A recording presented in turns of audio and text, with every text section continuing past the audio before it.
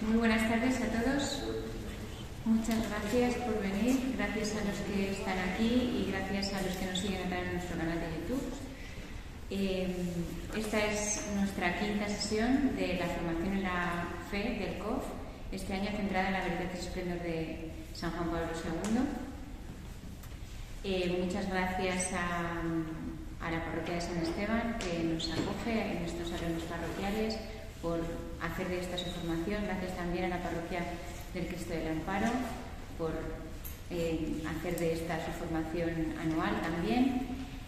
Damos una vez más la bienvenida al padre de Clan Huerta Murphy, que es párroco de la parroquia del Cristo del Amparo y además es profesor del área de Teología Moral y de la Vida Espiritual del Instituto Teológico San Julián de Cuenca. La sesión de hoy, que es la quinta, como decía, lleva por título Las virtudes cristianas, ¿qué son y para qué sirven? Muchas gracias.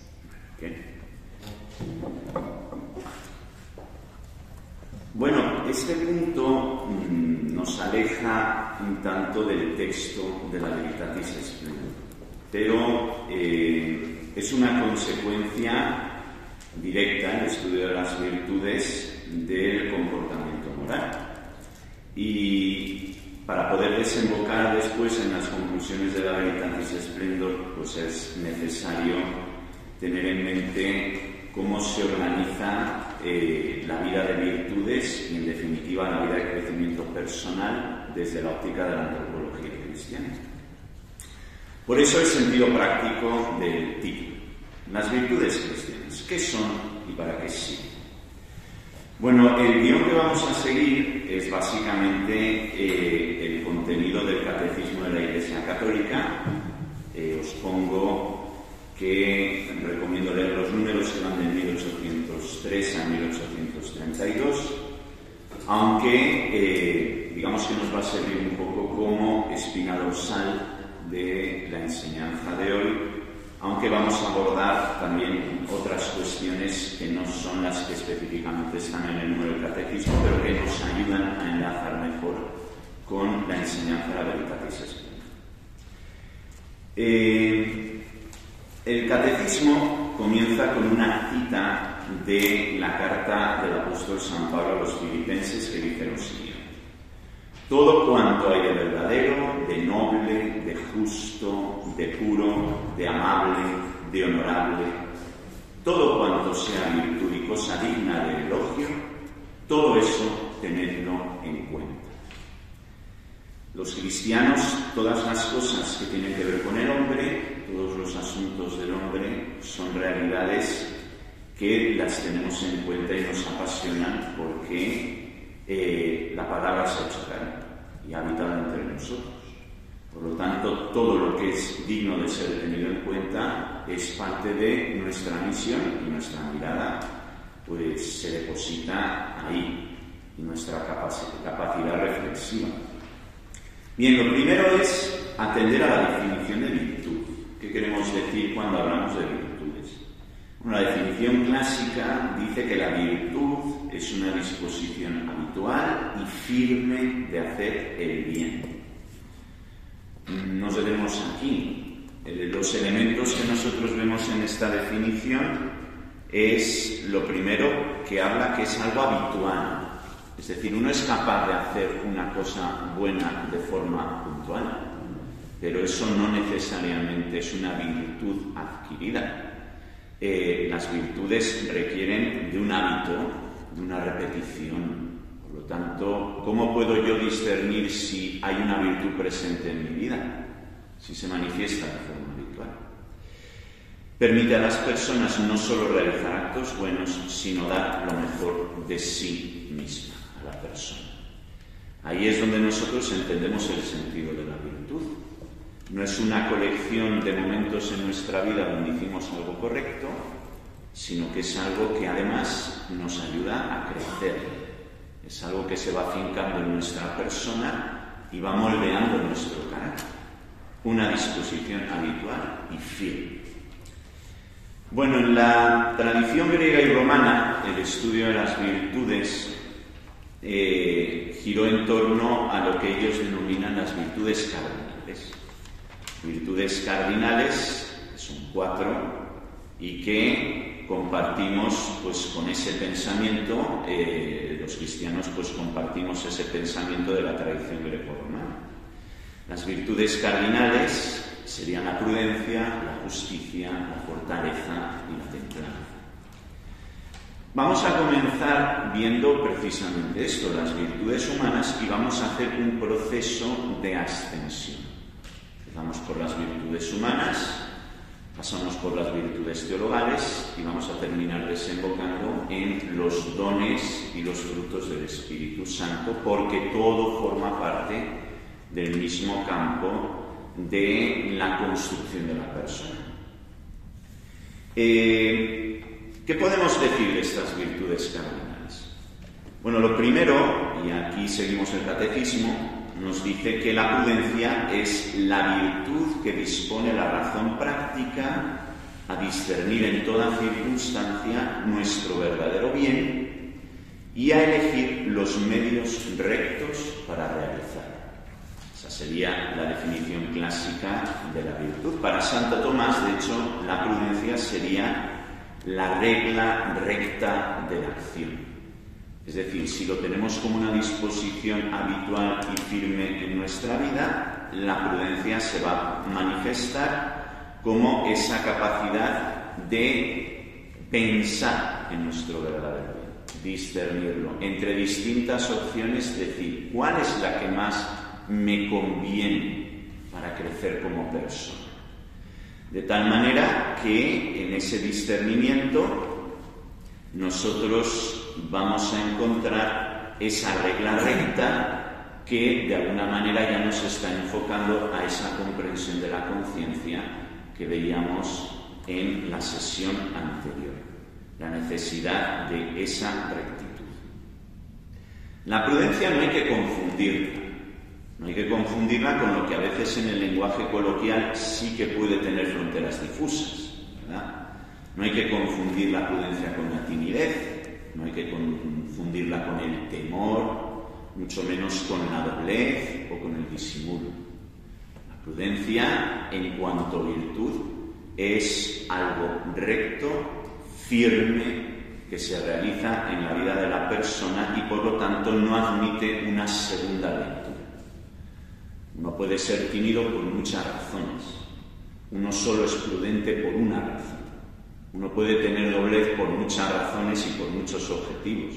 Uno solo es prudente por una razón y un objetivo. Esa sería la distinción. La prudencia, de hecho, como virtud cardinal, se manifiesta como la que conduce al resto de las virtudes, enseñándoles su justa medida. Todos hemos oído ese adagio que dice que la virtud está en el justo medio, y eso puede interpretarse de muchas formas. La forma correcta de interpretarlo es que la virtud es aquello que está en el justo medio conforme a la virtud de la prudencia. Entonces sí, entonces se entiende bien esa frase que todos conocemos en torno a las virtudes. Gracias a esta virtud aplicamos sin error los principios morales a casos particulares. Muy importante también esto. Esta virtud, precisamente como es discernimiento, nos ayuda a salir del ámbito de la duda y nos ayuda a descubrir qué es lo correcto y, por lo tanto, dirigir nuestra voluntad, nuestras acciones a la realización de aquello que es correcto y, evidentemente, del mal que hay que evitar. La siguiente virtud cardenal es la virtud de la justicia y es la virtud moral que consiste en la constante y firme voluntad de dar a Dios y al prójimo lo que le es debido. Esta es una de las características esenciales de la virtud de la justicia. Entregarle a cada uno lo que le corresponde. Desde la óptica cristiana es evidente que sí, tenemos que darle a cada uno lo que le corresponde entre los hombres, pero nosotros establecemos una relación personal con Dios. Y al tratarse de una relación personal con Él, nosotros también tenemos que darle a Dios aquello que le corresponde con rectitud a Él, lo que le es propio. De hecho, la virtud de la justicia, cuando se trata de Dios, recibe el nombre específico de virtud de la religión. Religión entendido en ese sentido en cuanto a las virtudes. Religión puede significar muchas cosas. Y estamos hablando de una virtud concreta, la virtud de la religión, que sería esa forma específica, la virtud de la justicia, en nuestra relación con Dios. Bien, en cuanto a los hombres, la virtud de la justicia supone varias cosas. Por lo pronto, respetar los derechos de cada uno y supone establecer relaciones humanas en donde la armonía promueve la equidad. Esto es un signo distintivo a la virtud de la justicia, y aquí hay que distinguir también. La equidad no es exactamente lo mismo que la igualdad. La igualdad es dar a todos lo mismo, ¿verdad? Sin embargo, en virtud de la justicia, la equidad supone darle a cada uno aquello que le corresponde, aquello que necesita. El que es fuerte, le dejamos caminar solo. El que es frágil, le damos nuestro tiempo y nuestra compañía. Esto, pues los que seáis padres y madres, pues lo podéis entender muy bien cuando tenéis varios hijos. A cada uno le dais aquello que necesita, o al menos la virtud indica que a cada uno hay que darle aquello que le corresponde en virtud de la necesidad que tiene. Por lo tanto, la equidad va a ser un elemento muy importante para darnos cuenta si estamos practicando para con los hombres esa virtud de la justicia. Bien, esto es el pensamiento grecorromano que heredamos en nuestro contexto cultural, pero eso no significa que en la Sagrada Escritura no estén estas cosas presentes. De hecho, precisamente en una lectura atenta de la Sagrada Escritura, vemos que la virtud de la justicia además tiene una connotación muy específica para el pueblo judío, porque para ellos es la palabra con la cual distinguen la santidad en las personas. El justo es el que está lleno de las acciones del Señor. Por lo tanto, desde una perspectiva bíblica, pues se enriquece la visión de la virtud de la justicia. La virtud de la fortaleza es una virtud moral que asegura en las dificultades la firmeza y la constancia en la búsqueda del bien. Fijaos que cuando decíamos la definición de la virtud, decimos que es una disposición habitual y firme. Para ejercer cualquier virtud es necesaria también la presencia de la virtud de la fortaleza, porque es la que nos da la firmeza para prolongar en el tiempo esas acciones que en sí mismas son virtuosas, pero que para poder ser tratadas como una virtud adquirida deben prolongarse en el tiempo en la vida de las personas. La fortaleza es la que da esa prolongación en el tiempo a las virtudes, porque por lo pronto reafirma la resolución de resistir a las tentaciones y superar los obstáculos en la vida moral. Muy importante. Todos tenemos experiencia de la fractura que hay muchas veces en nuestra manera de pensar las cosas, sobre todo cuando aceptamos la doctrina, la enseñanza de la fe, y sin embargo vemos que nuestras obras no se corresponden con aquello que aceptamos y creemos en muchas ocasiones. Precisamente la virtud de la fortaleza es la que nos ayuda a unir esa manera de pensar con nuestra manera de ver. En la espiritualidad ignaciana eso está representado con lo que San Ignacio denomina la determinada determinación, es decir, después de un proceso reflexivo y orante, la persona llega a la conclusión de que eso que el Señor le hace ver en un momento determinado es lo recto y quiere disponer su voluntad para, precisamente por la virtud de la fortaleza, ir superando todos los obstáculos y dificultades para que, para aquello que entiendes que es recto, empiece a ser en tu vida una realidad habitual en tus propios comportamientos. De hecho, la virtud de la fortaleza vence los miedos Incluso el miedo a la muerte. Esta es una realidad que está presente en nuestro tiempo. Hay personas que ante la muerte pues lo que experimentan es temor, es preocupación, es miedo y a veces se manifiesta como de una forma irracional. Tú puedes dar argumentos, puedes decir, puedes enseñar cómo de irracional es ese argumento desde una perspectiva de fe y sin embargo no siempre es fácil vencer ese temor. Pues ciertamente la virtud de la fortaleza es la que nos ayuda a enfrentarnos incluso a esos temores irracionales que se pueden hacer muy fuertes en nuestra vida. La fortaleza, de hecho, está presente también en los casos de persecución.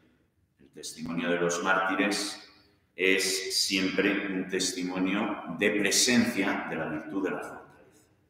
Es decir, los mártires no se improvisan.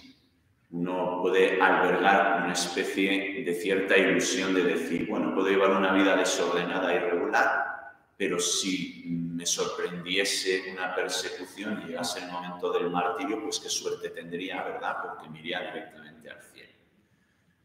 Sí, con la ayuda de Dios y ciertamente poniendo las mejores de las disposiciones humanas. O sea, eso no se improvisa.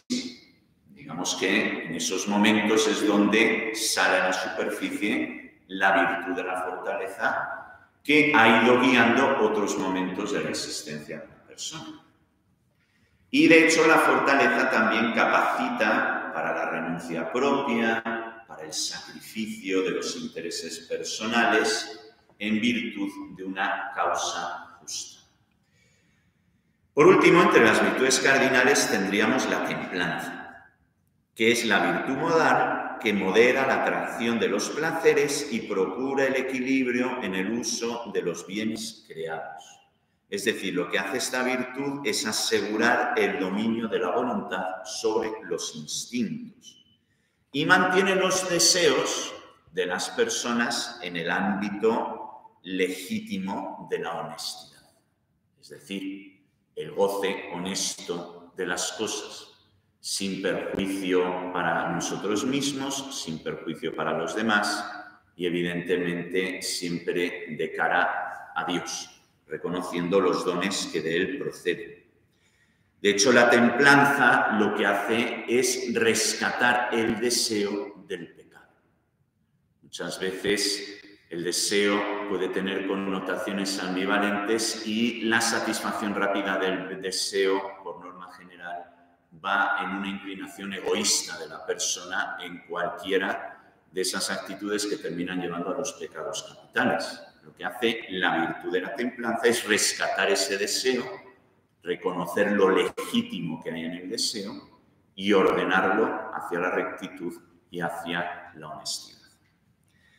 En el Nuevo Testamento, la palabra templanza es sinónima también de moderación y sobriedad. La palabra sobriedad, sobre todo en el Nuevo Testamento, tiene connotaciones muy hermosas, porque está íntimamente unido al consejo evangélico de la pobreza, al consejo evangélico de la castidad, está unido al fruto del Espíritu Santo de la continencia, la sobriedad, templanza en cuanto a sobriedad, en la perspectiva evangélica, pues enriquece mucho también el contenido de esta vida. Bien, esto es lo que podemos decir de las virtudes cardinales. En la vida del cristiano, el ejercicio de las virtudes concurre con la presencia de la gracia.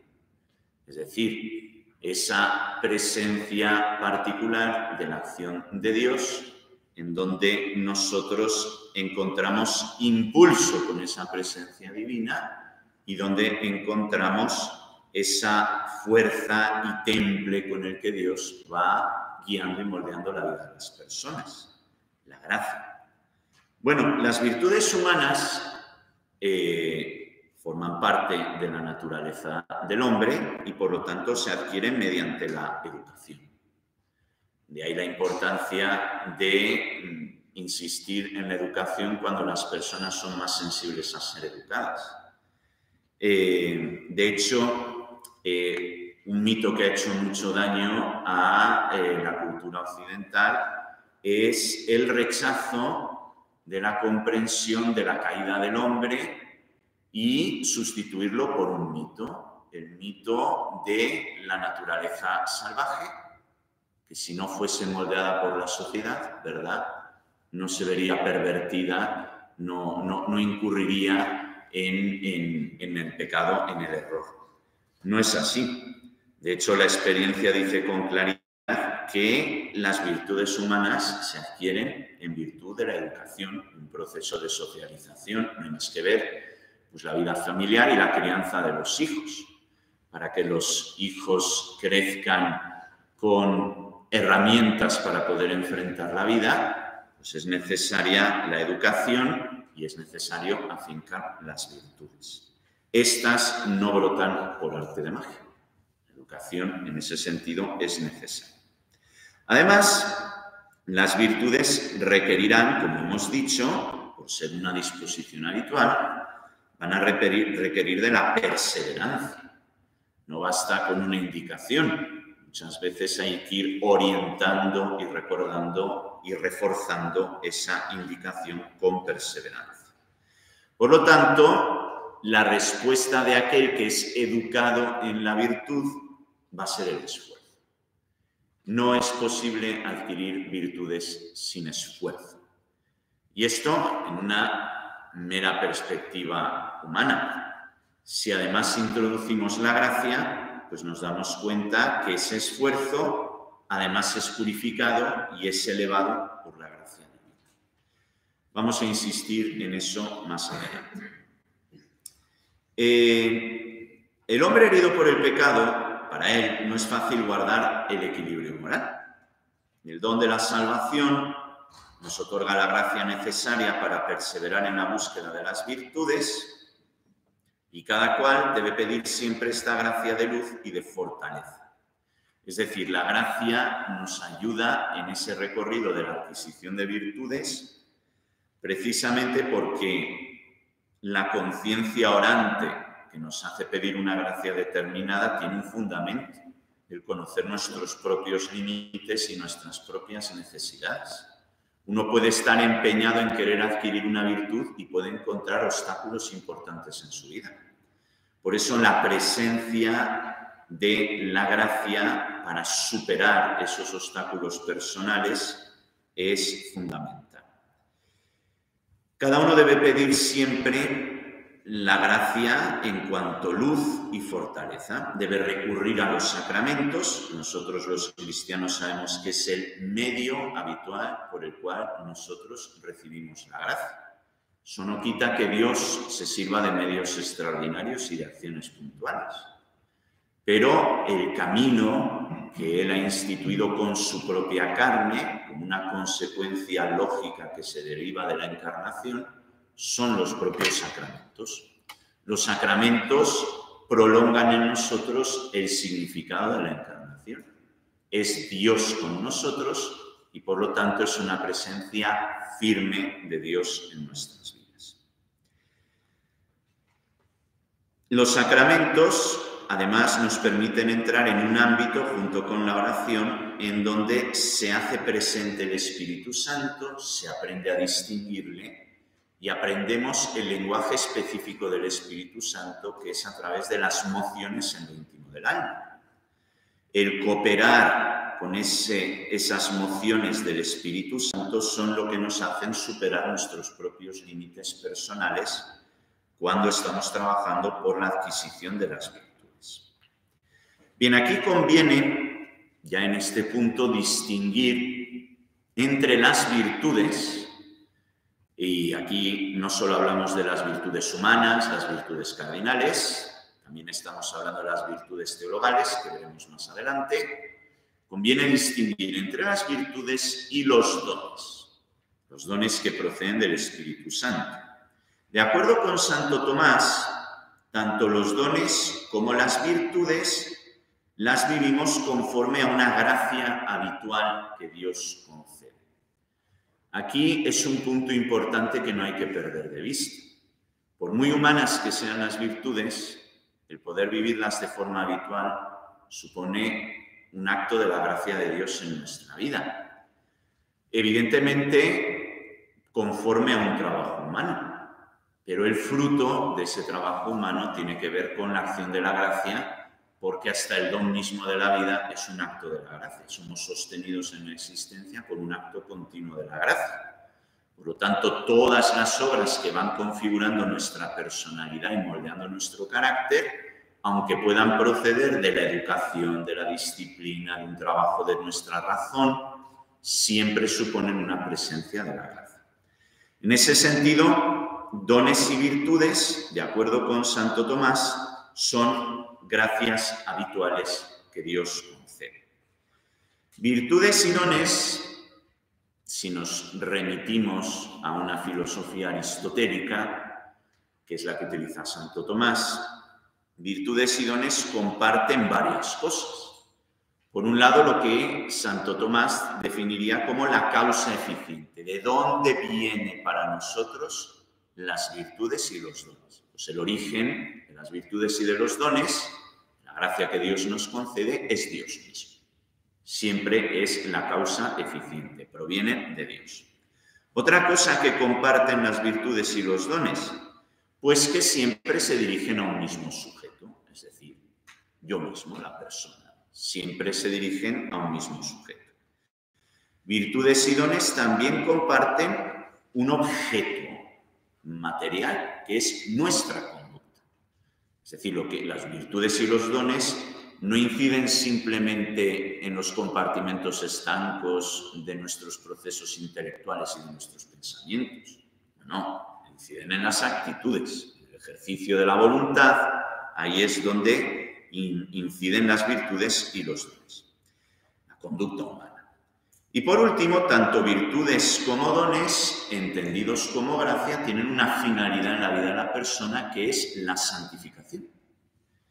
O lo que es lo mismo, el abrir nuestra vida a una presencia de Dios que se termina convirtiendo en comunión y que, de hecho, en la experiencia de los cristianos siempre se concibe como una imagen de revestimiento. San Pablo lo va a utilizar muchas veces en sus cartas. Revestirse de Cristo.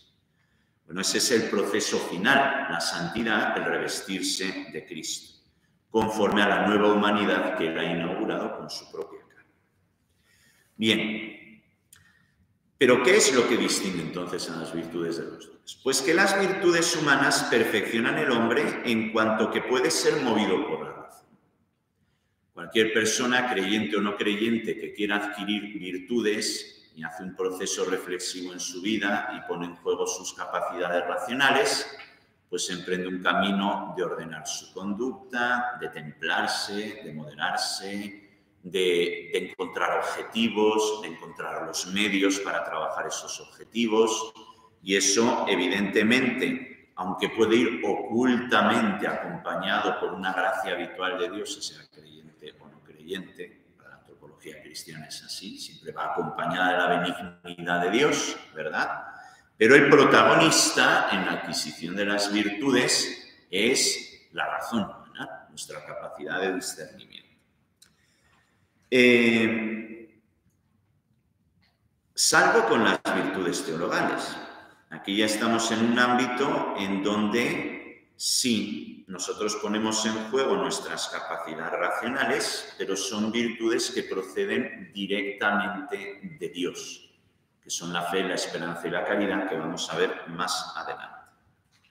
Son capacidades que superan al hombre y, en cuanto tal, pues son infusas. Dios las infunde en la persona. Los dones, sin embargo, no entran dentro de esta lógica de la razón, sino que los dones son concedidos por parte de Dios acompañados de una docilidad.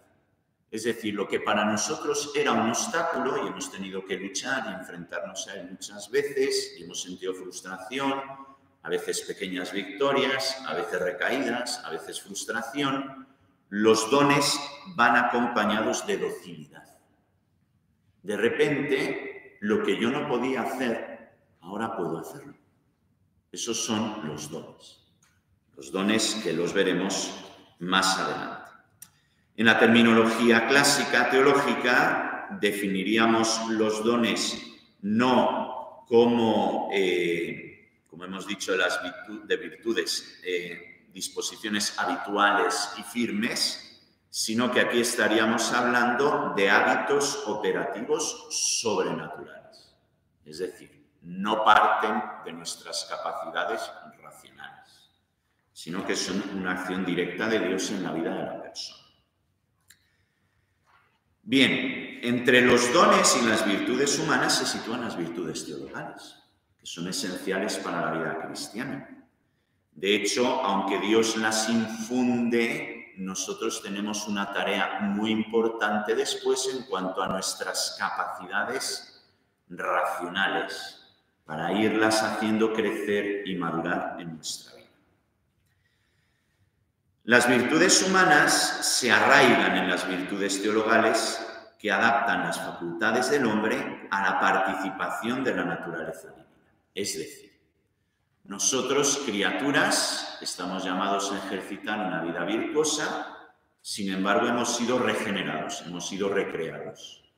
Y las virtudes teologales lo que hacen es poner de manifiesto lo que hay de vida divina en nosotros. De ahí la necesidad de la presencia en todo cristiano de la fe, de la esperanza y de la caridad. Disponen en definitiva a los cristianos a vivir en relación con la Santísima Trinidad. Nos sumergen en Dios, las virtudes teologales. De repente Dios se hace presente en nuestra vida y Dios adquiere una familiaridad en nuestra vida. Y de hecho nuestra vida se despliega con una conciencia cada vez más clara a través de las virtudes teologales, se despliega con un sentido de la presencia habitual de Dios en nuestra vida. Bien, las virtudes teologales desde el punto de vista del obrar moral cristiano tienen gran importancia. ¿Por qué? Porque se convierten en el cimiento y son las vivificadoras, a su vez, del obrar moral del cristiano. Son infundidas por Dios en el alma de los fieles para hacerlos capaces de obrar como hijos suyos y merecer la vida eterna. Bien, las virtudes teologales, fe, esperanza y caridad, el catecismo, volvemos a él, pues nos dice de ellas lo siguiente. La fe es la virtud teologal por la que creemos en Dios y en todo lo que Él nos ha dicho y revelado, y que la Santa Iglesia nos propone, porque Él es la verdad misma. La fe, cuando se recibe, ¿qué es lo que hace en el hombre? Pues hace que el hombre tenga la capacidad de entregarse entera y libremente a Dios. Probablemente lo que distingue a una persona que duda, que no sabe si tiene fe o no tiene fe, es precisamente esto. ¿Estás dispuesto a entregarte tu ser, tu voluntad? ¿Estás dispuesto a entregarte a lo que Dios quiera? Y si tú dices, tengo muchos pecados, muchas faltas, muchas debilidades, soy muy incoherente, pero claro que estoy dispuesto. Eso es la fe. Esa disposición es la fe. Pues bien, por la fe el hombre se entrega entera y libremente a Dios. Por eso el creyente se esfuerza por conocer y hacer la voluntad de Dios. Y de hecho, la fe tiene como un sello en la propia virtud teologal de la caridad, como lo veremos más adelante. De hecho, para Santiago, la fe sin obras es una fe que está muerta.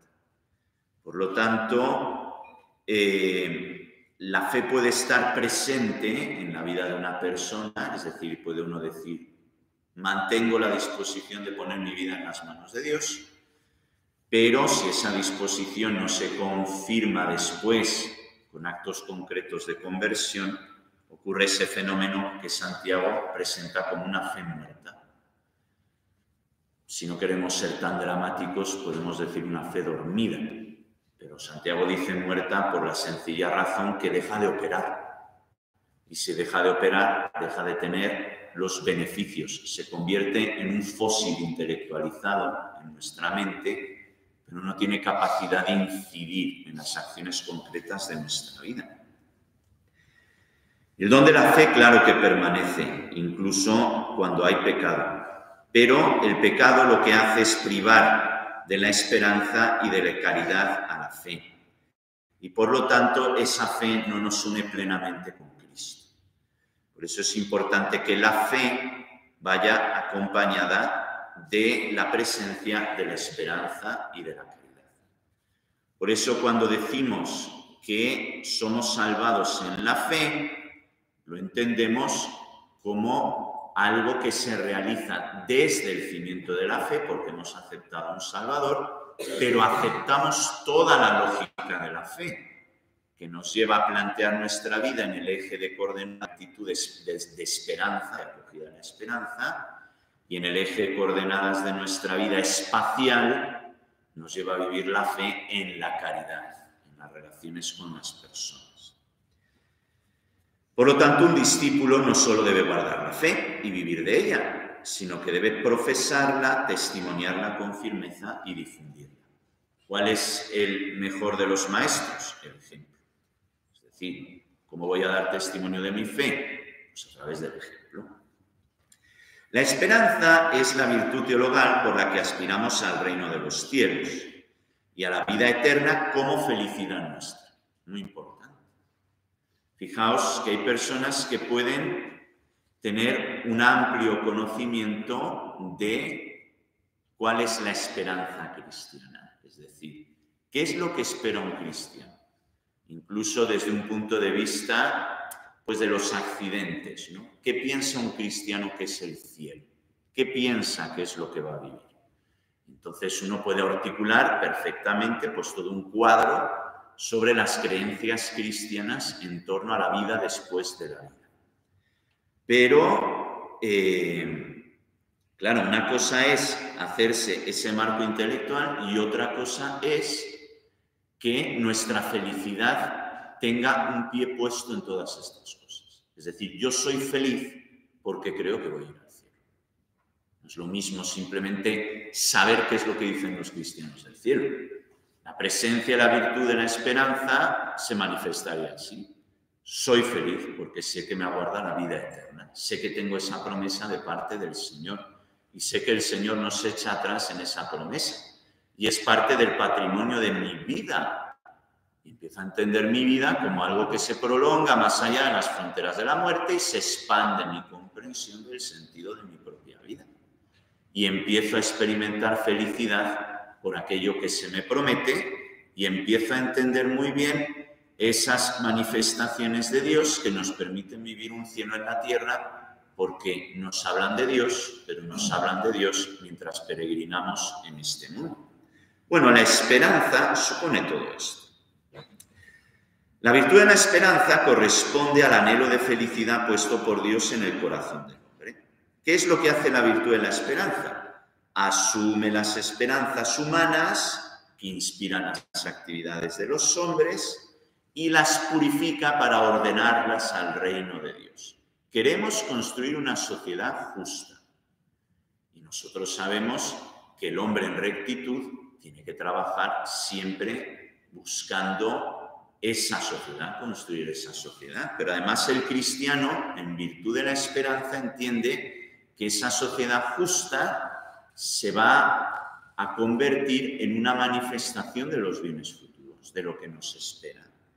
Y entonces nos empeñamos en construir, de alguna manera, en este tiempo presente, espacios de felicidad para el hombre que siempre responden a ese deseo de lo íntimo de su corazón. Pues bien, la esperanza purifica todos estos anhelos del hombre para ordenarlos al reino de los cielos. La esperanza, además, se revela como un poderoso protector contra el desaliento. Cuántas iniciativas nobles empiezan por parte del hombre y después las dificultades se traducen en desalientos y se abandonan.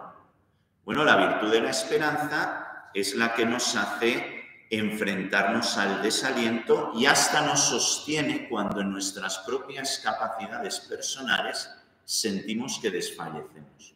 No puedo más.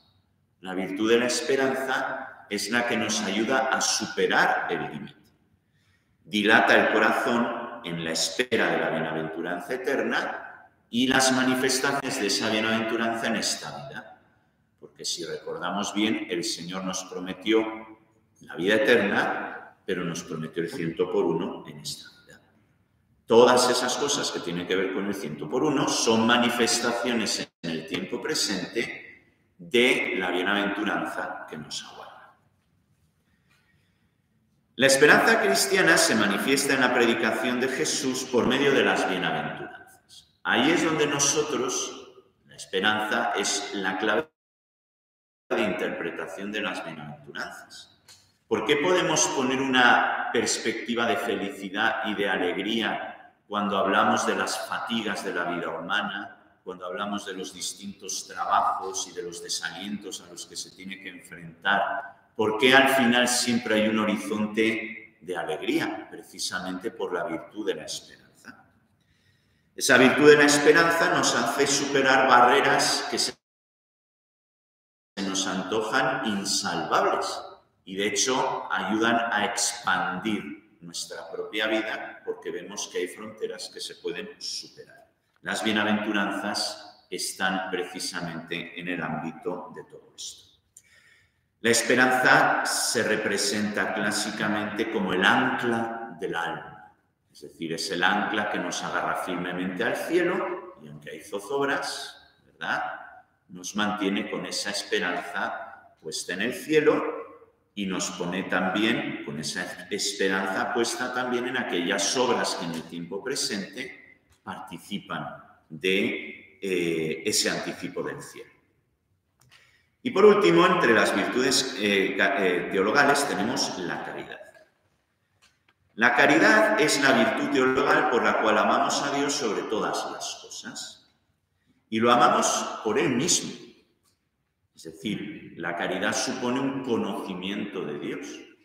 Uno en un momento determinado puede decir, no conozco suficientemente a Dios y por eso desfallezco.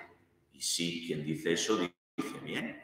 Dios es insondable, pero toda nuestra existencia humana está abierta a un continuo proceso de conocimiento de Dios que ensancha nuestra perspectiva de quién es Él, de lo que Él significa y por lo tanto lo que significa para nuestra propia existencia. Bien, a Dios lo amamos sobre todas las cosas por Él mismo y a nuestro prójimo como a nosotros mismos porque experimentamos ese amor de Dios. El amor ya era una virtud que contemplaban los clásicos, los pensadores griegos y romanos, también en otros entornos culturales. Pues el amor se contempla como una capacidad del hombre en donde evidentemente puedes poner las fuerzas de tu naturaleza racional y puedes disponer y ordenar tu vida para no encaminarte al odio, para vivir en el perdón, para vivir en el amor y en el servicio desinteresado.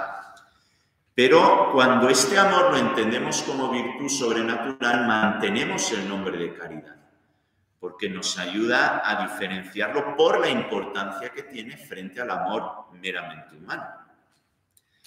Jesús hace de la caridad el mandamiento nuevo. Os doy un mandamiento nuevo. Amaos los unos a los otros como yo os he amado. Este mandamiento nuevo, si nos damos cuenta, tiene una medida. La medida es el modelo de Cristo Jesús, la medida es el modelo de la nueva humanidad. Jesús, amando a los suyos hasta el fin, manifiesta el amor del Padre que ha recibido. Y amándose unos a otros, los discípulos imitan el amor de Jesús que reciben también en ellos. Es decir, ¿cómo podemos saber que no estamos practicando únicamente la virtud humana del amor, sino que estamos trascendiendo y está presente en nosotros la caridad? Pues cuando nos damos cuenta que hemos recibido amor de parte de Dios. La experiencia de ser amado por parte de Dios condiciona por completo nuestra comprensión del amor. Ensancha de alguna manera nuestra comprensión del amor. quien se sabe y ha tenido experiencia del amor de Dios entiende que en su manera de dirigirse al prójimo ha adquirido un modelo nuevo. Y ese modelo nuevo es el que le ha sido revelado por la bondad de Dios cuando se ha sentido amado por parte de Dios. Por lo tanto, ese es un criterio importante para distinguir el amor humano de la caridad en cuanto a virtud sobrenatural que se afinca en la naturaleza humana. De hecho, si nosotros repasamos el modelo de Cristo, vamos a distinguir las señales distintivas del amor. Cristo murió por nosotros cuando todavía éramos enemigos. Es decir, estábamos enemistados con Dios por parte del pecado. Se había producido un rechazo de Dios en la naturaleza humana. Y aún así Dios nos quería. Y nos quería hasta el punto de que nos entrega a su Hijo para que lo compartamos y para que Él, asumiendo la propia carga de la naturaleza humana, repare el daño hecho. Por lo tanto, Cristo murió por amor cuando todavía éramos enemigos. Por eso el Señor nos pide que amemos como Él hace a nuestros enemigos.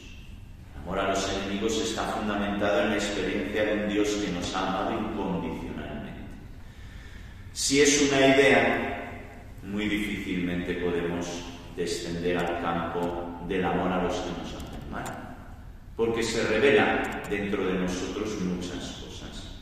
El sentido de la justicia, que no la virtud, sino el sentido de la justicia, se revela dentro de nosotros. Si me han hecho el mal, bastante es que no lo devuelvo. Pero encima, tener que ejercer amor frente a las personas que me han deseado y me han hecho el mal. Bueno, ese es el modelo de Cristo.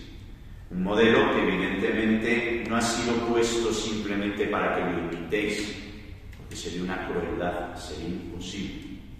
El modelo ha sido puesto acompañado de las virtudes teologales, que nos hacen trascender nuestros propios límites.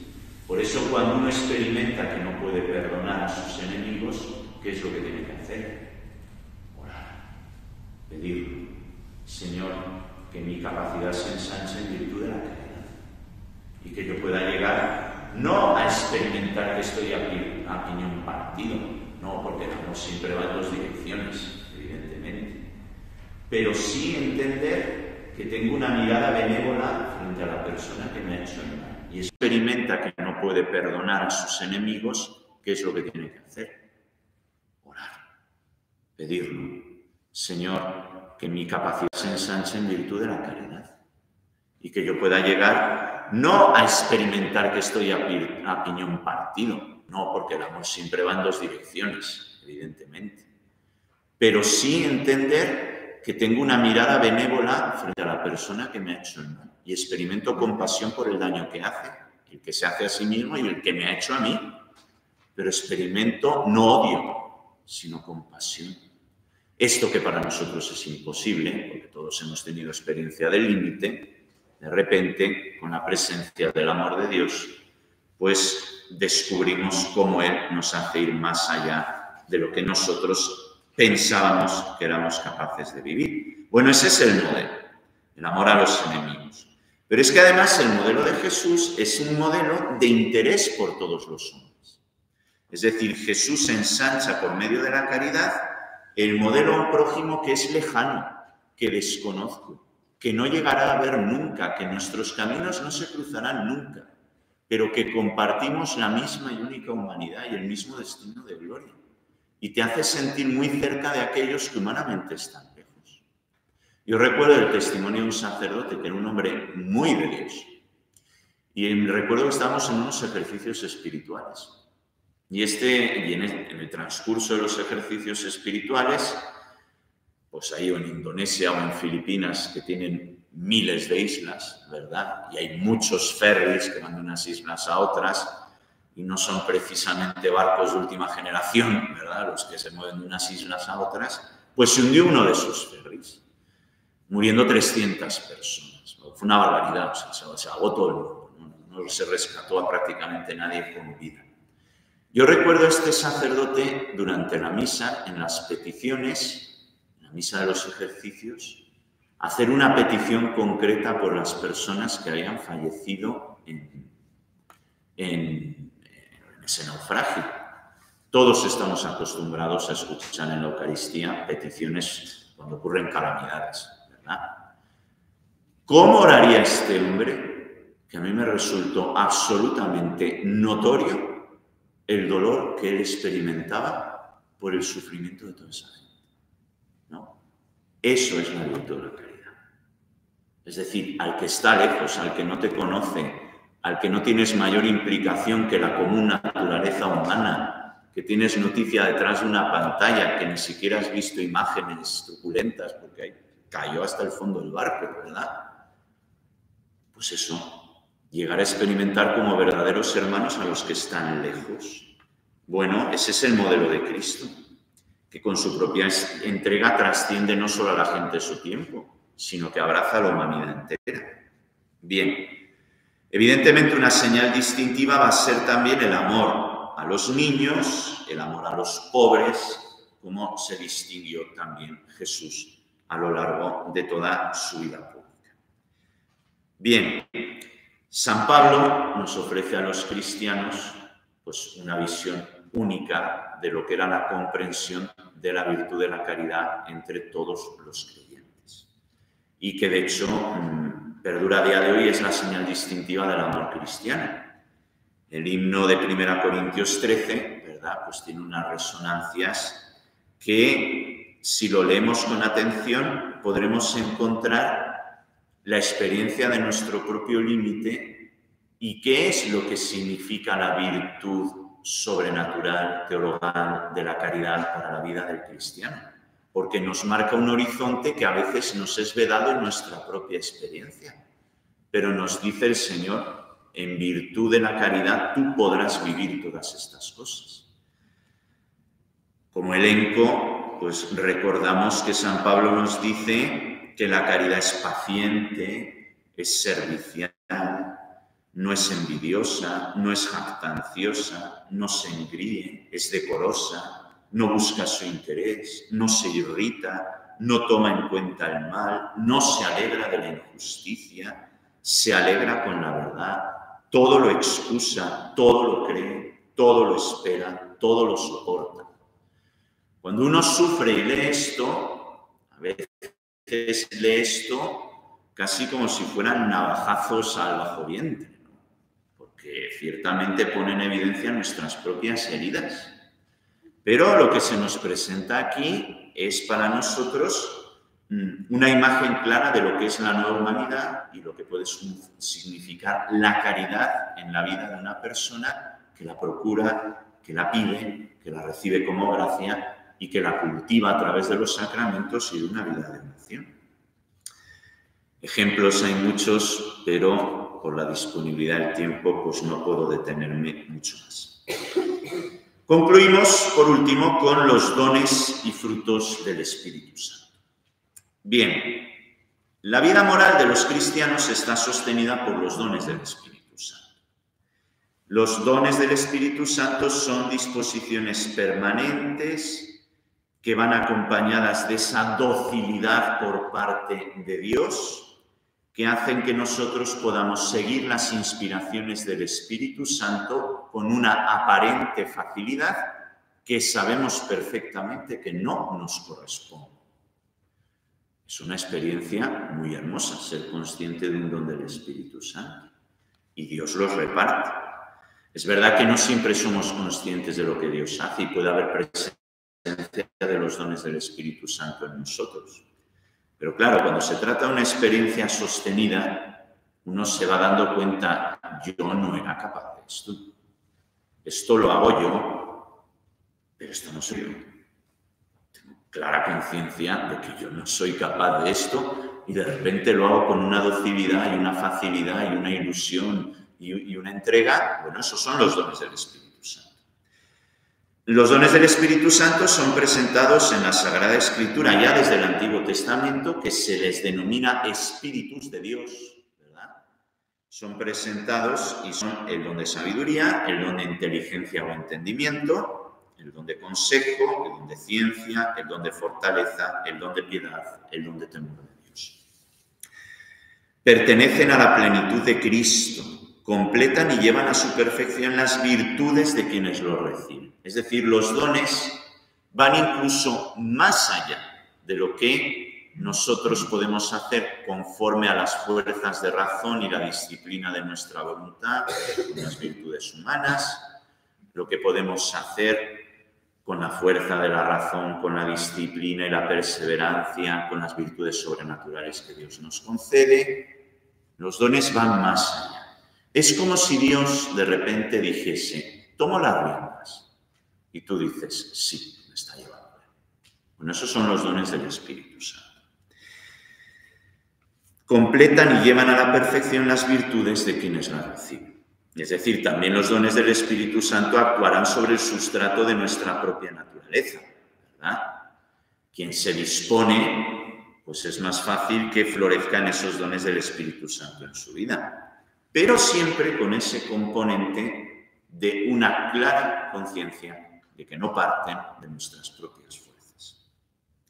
Y los frutos del Espíritu Santo son las perfecciones que va formando en nosotros el Espíritu Santo y que de alguna manera van anunciando en nuestra vida en qué consiste la vida eterna. Los frutos del Espíritu Santo nos hacen vivir a nivel de nuestra propia conciencia un cielo en la tierra, en la medida en que eso pueda ser vivido en el tiempo presente. En la Sagrada Escritura se enumeran hasta 12 frutos del Espíritu Santo.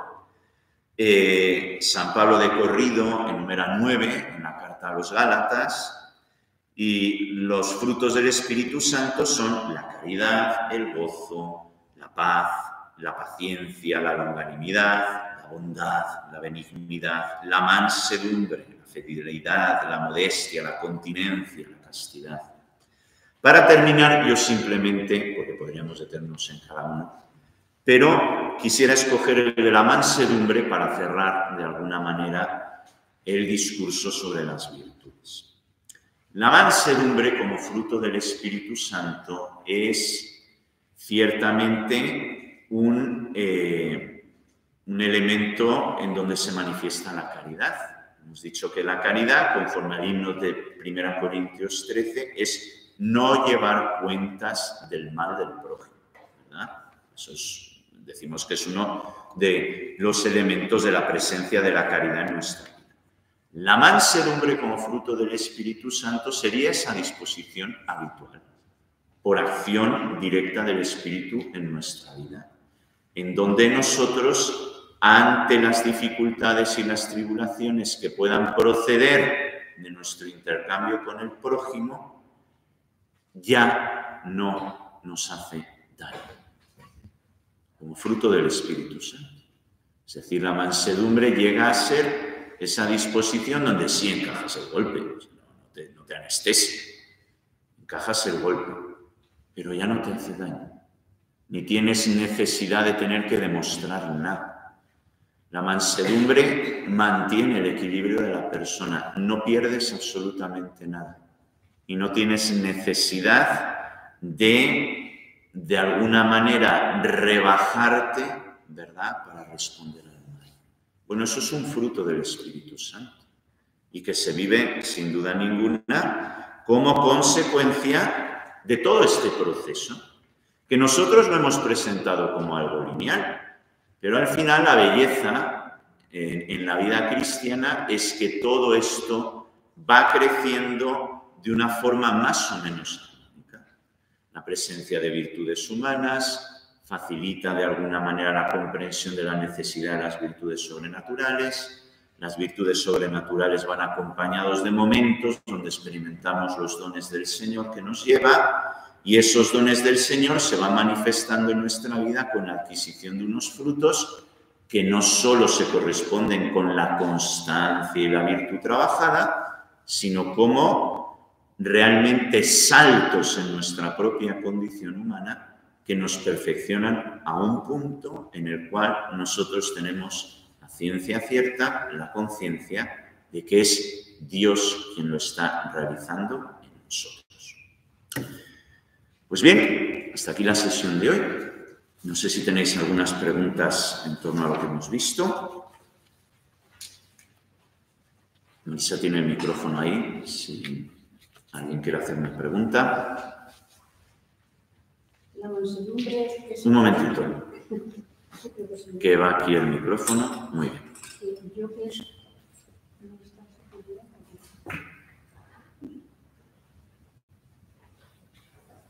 pienso que la mansedumbre es igual o parecida a la humildad.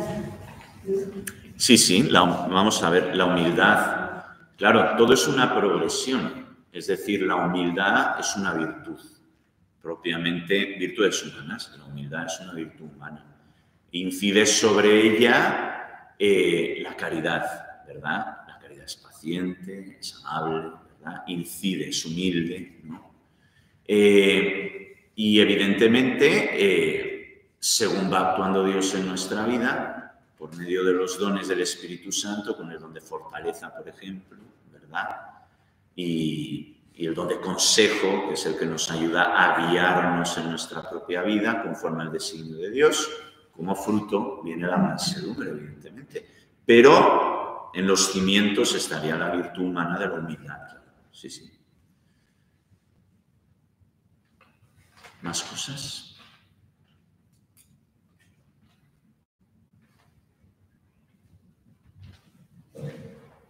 Pues muy bien. Yo creo que ha quedado muy claro entonces. ¡Qué maravilla! Muy bien. Pues muchas gracias a todos. Y aquí está Marta. Bueno, pues muchas gracias a todos. Gracias a ti también, fundamentalmente.